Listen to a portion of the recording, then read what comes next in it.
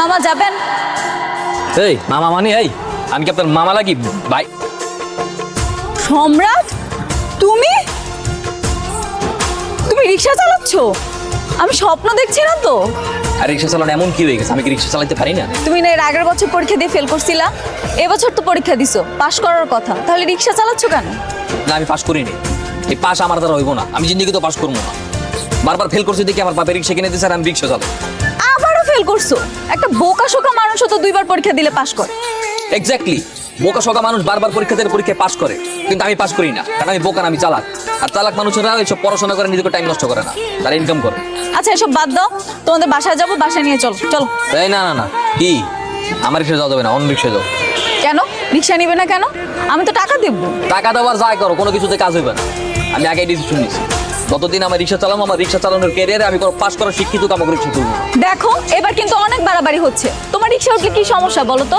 সমস্যা আছে, আমার রিক্সা আমি নিবো না। তা তোমার এতজন পড়াশোনা করছো, পাস করছো, পারলে তোমার পাশে করে যাও না, দেখি কত যাইতে পারো। তোমার মাথাটা সত্যি সত্যি গেছে। সরো, এই আমি রিক্সা উঠে বসলাম, তাড়াতাড়ি করো, আমার অনেক খিদা লেগেছে, বাসা গিয়ে খাবো। তা তোমার ক্ষুধা লাগছে, আমি খাওয়া মেয়ে তোমার না, মামা বাড়ির আবদার। আমি তো ভাড়া বাড়িয়ে দিব, তাই না? তাড়াতাড়ি করো।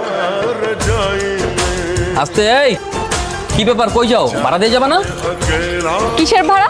কি কয় কিসের ভাড়া মানে? স্টেশনের পিছনের রোডে এত কষ্ট করে রিক্সা চালা লয়ে এলাম, আবার কয় কিসের ভাড়া? মানিটা কি? ভাড়া? ভাড়া তো আমি দিচ্ছি না, কে দিবে আমি জানি না। আম সরি, বাই।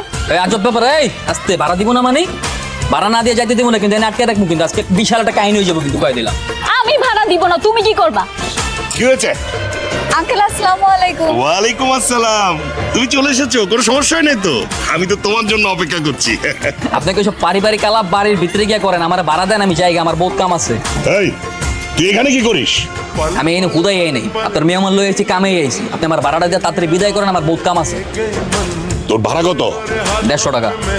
150 টাকা? এত টাকা কেন? মামুনি, তুমি কোথা থেকে এসেছো?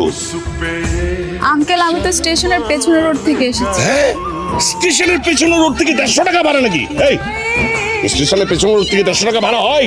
হয়, আমার রিক্সায় হয়। জিগাই ওটা নেই, ওটার সময় আপনি আমার তাড়াতাড়ি ভাড়াতে বিদায় করেন, নইলে কিন্তু আপনার বাসায় গিয়ে ধর্মঘট করবেন। কি ব্যাপার রিক্সাওয়ালা সাহেব, সারাদিন পরে আপনার আসার নাম হলো? এই খবরদার, একদম খোঁচা দিয়ে কথা বলবো না, আমি কোনো চোর না, চুরি করে আসছি। কি করছো? ওকে এত রাজকীয় খাবার দেওয়ার দরকার কি? ও তো রিক্সাওয়ালা, রিক্সাওয়ালার মতো খাবার দাও। ঠিক আছে, খেলাম না।